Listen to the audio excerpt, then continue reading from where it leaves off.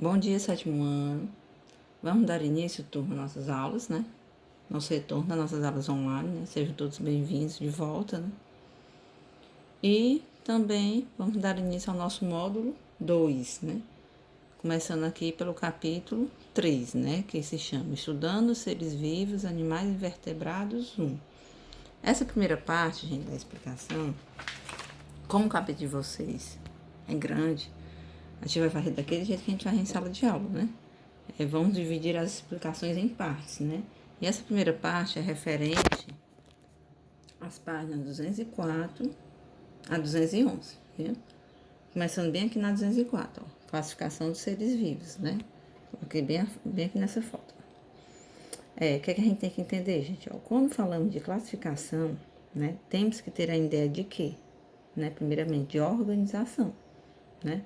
No nosso dia a dia, a gente tenta fazer o quê? A gente tenta se organizar, né? A gente tenta organizar o quê? Uma rotina. E com os estudiosos, né, naquela época não foi diferente. Eles tiveram a necessidade de organizar os seres vivos. Exatamente devido ao quê? À grande diversidade que existia. Sendo assim, né? Sendo assim, foram classificados em quê?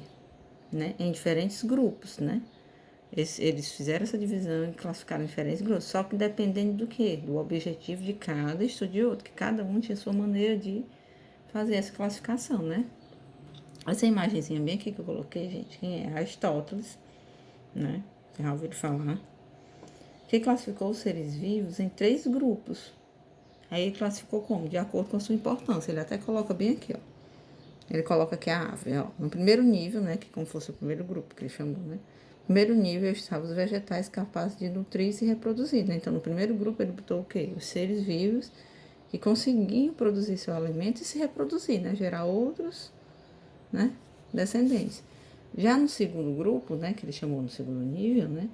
Estavam os animais que, além de buscar seu alimento e se reproduzir, apresentavam sentidos. Então, é como se no segundo grupo ele colocou algo mais avançado, né? Na cabeça dele era algo mais avançado. Aqui, ele não conseguia, né, produzir seu próprio alimento, mas ele conseguia se reproduzir, que era uma característica do primeiro, e tinha sentido, né? Que era algo a mais.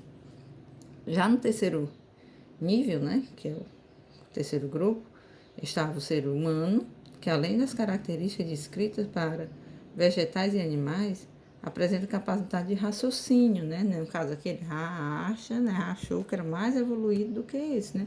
Exatamente pela questão do que? Do raciocínio, né? Já essa outra imagem aqui, gente, é quem é Linneu, né? Ele agrupou os seres vivos em categoria hierárquica, ou seja, né? Ele tentou fazer uma ordem, né? De uma coisa mais simples até uma coisa mais ampla, né?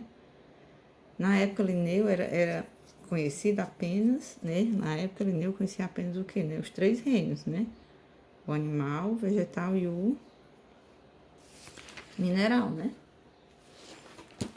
Aí, bem aqui, gente, nessa outra página, ó, temos essa imagenzinha bem aqui, ó. Quando vocês forem, né? Ler em casa, né? Para fazer, vocês lerem em casa para fazer suas atividades, vocês vão conseguir analisar melhor a imagem. Essa imagem aqui é do quê? De uma árvore filogenética, né? Ela mostra a posição que uma espécie ocupa e não dá informação sobre seus ancestrais, né? Quem eram os antepassados, né? Aí, conforme os estudos vão sendo realizados, gente, o que acontece? Essa classificação dos seres vivos, elas podem ser modificadas, né? E existem diferentes tipos de classificação que são aceitas atualmente, né? Quando a gente passa bem aqui, que é as que a gente conhece, né? Que foi as nossas divisões, né? A gente tem o quê? Os reinos, né? Os 5 reinos, né? Antes, como eu falei, era o que? Animal, vegetal e mineral. Agora a gente tem os 5, né? Que é o que a gente estuda até hoje, né? Que é o reino o quê? O reino das bactérias, que é esse aqui, ó. Que são formados por quê? Formados por seres vivos, procariontes, quer dizer, né? Não tem as suas células, né, bem definidas, completas, né, e unicelulares, né, composto pela única célula, né, e podem ser produtores ou consumidores, né, eles podem produzir ou consumir seu alimento, né, que é os exemplos que a gente tem, né, os maiores, né, bactérias, cianobactérias. Já nesse outro aqui, ó, é o reino protístico, né? Formado por seres eucariontes, ele já tem o que? Uma célula mais completa. Suas estruturas são simples e pode ser pluricelulares, quer dizer, pode ter mais de uma célula, viu? Quando você ouvir falar nome pluricelulares, gente, ou multicelulares, são mais de uma célula. Também eles são consumidores ou produtores, né? Pode produzir ou procurar seu próprio alimento.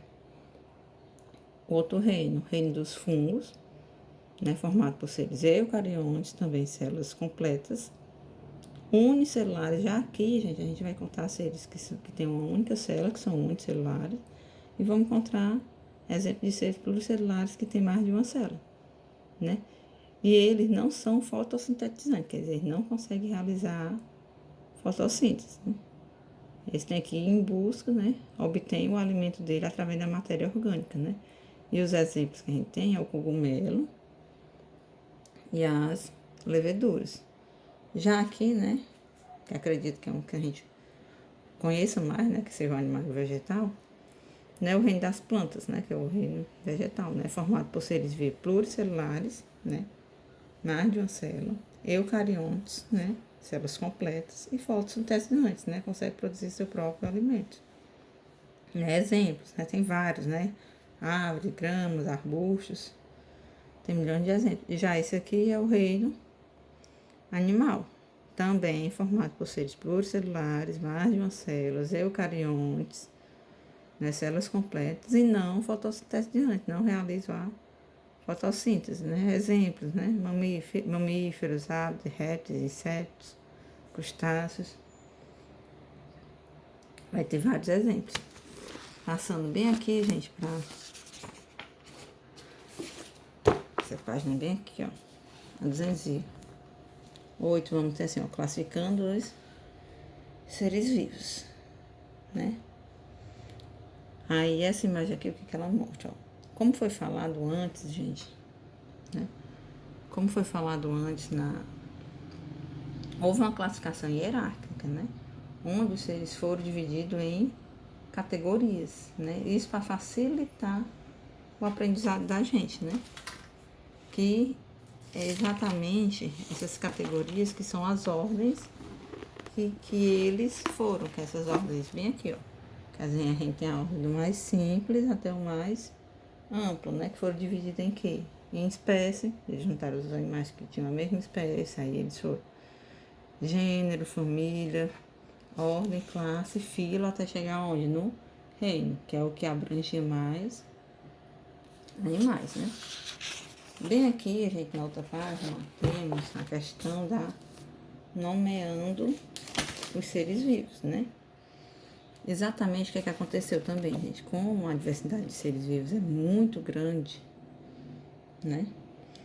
O que é que houve o quê? Houve também a necessidade de nomear os seres vivos. Só que como eram muitos seres, né? Poderia haver uma confusão. Então eles resolveram adotar uma nomenclatura, que essa nomenclatura seria algo utilizado no mundo todo, né? E facilitaria também a questão da comunicação entre os próprios cientistas, né? Quando eles estivessem estudando esses animais. Aí, para ter essa nomenclatura, houve regras, né? Existem umas regras, né? Qual é que seria a regra? Deixa eu passar bem para cá. Ó, qual é as regras da nomenclatura, gente? Cada espécie recebe apenas, né? Cada espécie recebe apenas um nome. Tipo, existem os nomes que a gente vê no livro da gente, né? O livro de vocês de ciência, o livro, os nomes científicos. Esse nome científico, ele é para o mundo todo. Ele não existe um nome científico do animal para o Brasil, para outro lugar, não. É para o mundo todo. Por isso que eles resolveram fazer isso aí. O que pode acontecer é alguns animais num país ser chamado de uma coisa e o mesmo animal num país ser chamado de outra coisa, como fosse um nome popular. Mas o nome científico, ele é o mesmo. Então, cada espécie recebe apenas um nome. Quando a gente fala desse um nome, estamos falando da questão do nome científico, né? Ela deve ser escrito, né, em latim, composto por duas palavras, ó. Duas palavras, que eles chamam até sistema binominal, né? Bi, que vem de dois, né? Aí a primeira palavra, né? A primeira palavra, nessa aqui, ó. A primeira letra deve ser, tá escrita maiúsculo, você vê que bem aqui, ó. O Hzinho, né? De homo, maiúsculo. Já a segunda é minúscula, ó. Vai ser assim aqui, ó, de sabes.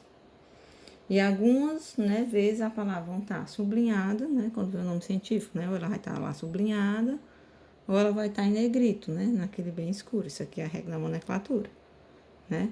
Então, qual a importância dessa nomenclatura, né? O estudo dos cientistas, né? O mesmo animal tem o mesmo nome para o mundo todo. Agora, como eu falei, é nome científico. Então, gente, a nossa primeira parte era essa. Eu pego o material de vocês, dei uma lida em casa, viu? E até a próxima explicação ou correção, viu? Tenha um bom dia.